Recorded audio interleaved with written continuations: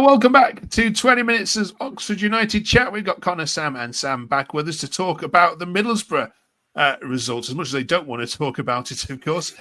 We've got lots of tweets saying Gary Rowett's tactics are holding us back. Some are calling him it's time up to go, but is all that too harsh? We'll get the panel's view on that in a second. We'll also talk about did we miss Brannagan? We'll talk about Matos, and we're also asking, are Oxford too nice? Because we're looking at the Fair Play League, where do Oxford sit in that, and the results of that might surprise you.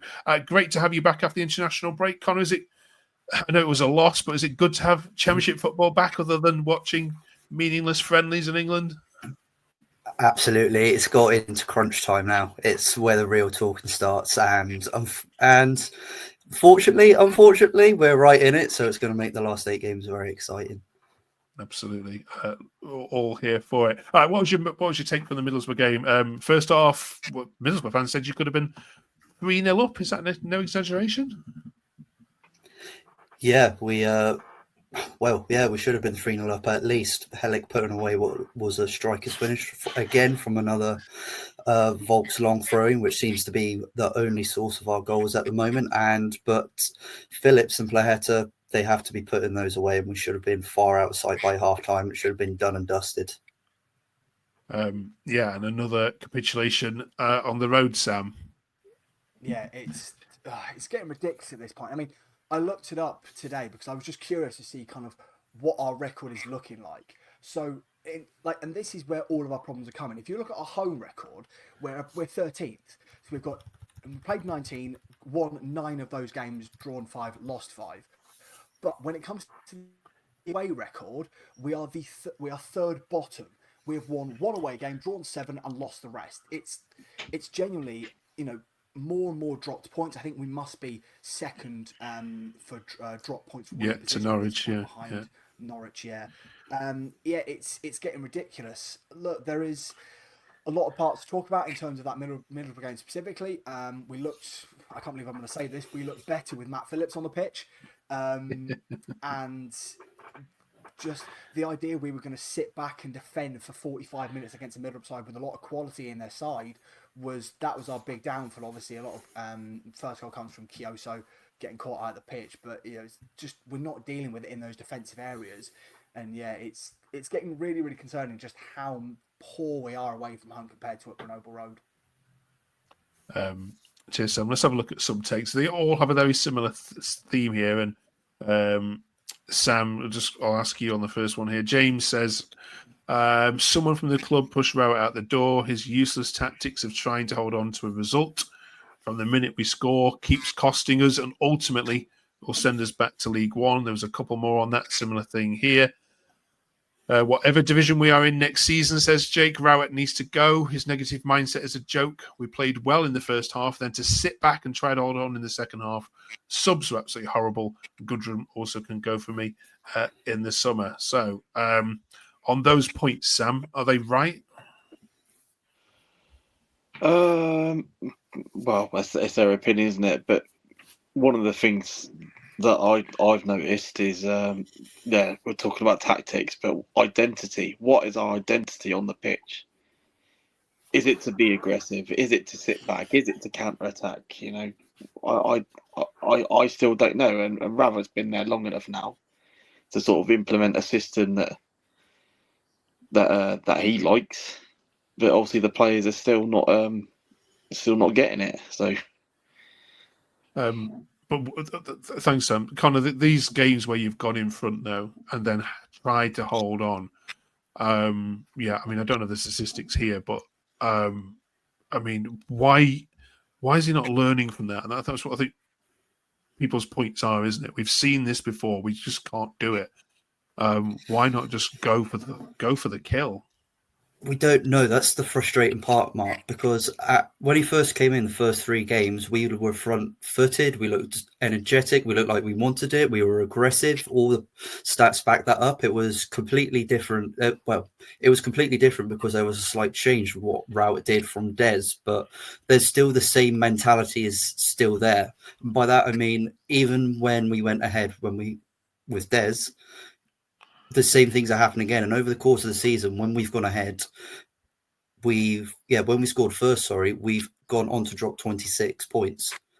Albeit this is a big hypothetical, but if we had the mentality to hold on, you know where we'd be now? We would be fifth, and we would be having a completely different kind of season. I know that's all fanatical, but even if we get half of those points, 13 points, we're sitting here, we're saying we got championship football again next season, baby. But it's just the mentality. I'm not sure what it is. Yes, the tactics, very bipolar from week to week, if I'm absolutely honest, but it's as Sam says, it's hard to get your head around. No. Let's talk about some individual players, shall we? Let's talk about Matos, Sam, who did a decent job. Many were saying he stepped up. He was absolutely everywhere on that pitch, cover every blade of grass. When we saw that Brannagan was out to an injury, there was the usual panic when we see that Cam's not on the pitch for us. But I thought he and Woes performed really, really well together. My favourite thing about Alex Matos is that obviously when he first came into the club, Rowett chucked him in as a more attacking-minded midfielder, specifically in the 10 role. And he looked good, especially in that game against Burnley.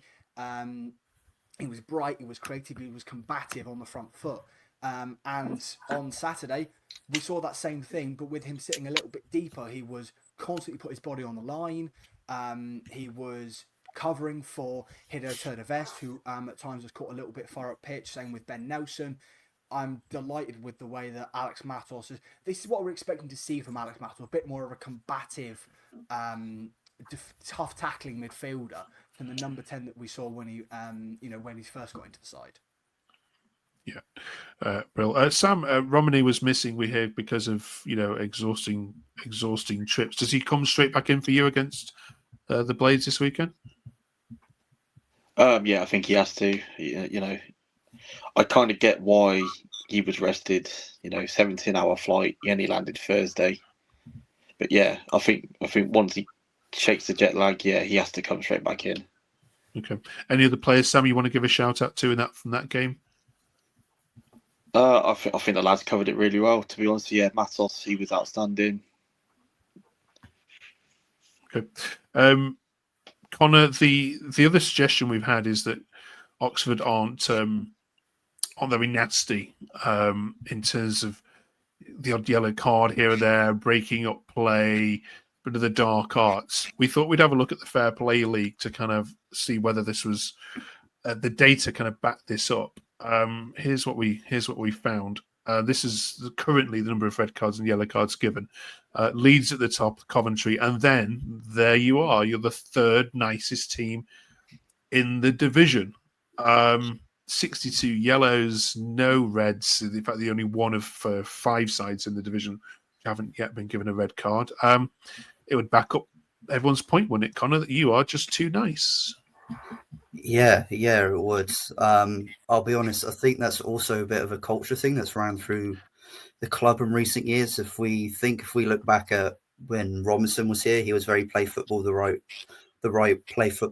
way, be disciplined, basically don't argue back at the ref, don't get in his face.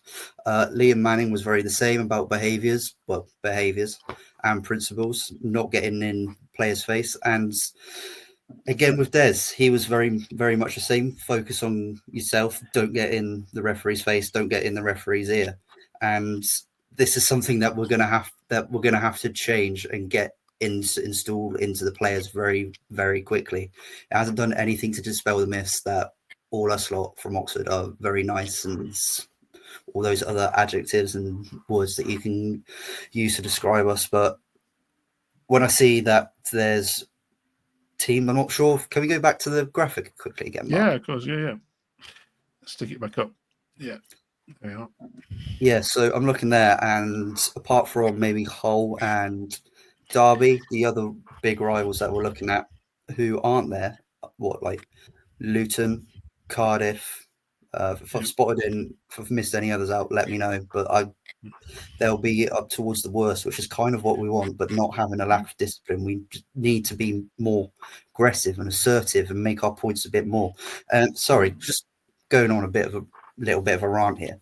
Like with the captains that we have, like Elliot Moore is the captain. but he's not vocal enough for me. Someone like Cameron Brannagan, he's always has to tread very carefully because he gets in the referee's face and argues the point, but he has to be pulled away because he's not the captain. And then we had Elliot Moore, and then we had Brannagan both out on Saturday, and then Kieran Brown as captain. While he's a brilliant centre half and he's a brilliant defender and probably been our player of the season, he isn't captain material. So apart from maybe Volks, and Brannigan, we don't really have that many, what I would say, established leaders at a championship level.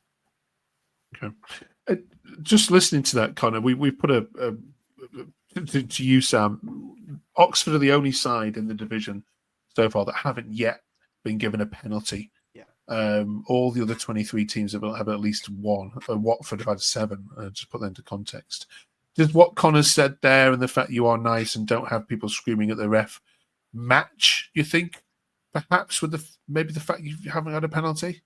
And there's other factors, but yeah, a little bit. I mean, obviously we should have been given 2 penalties against Luton, away at Kenilworth. But I mean, the fact of the matter is that Connor's right.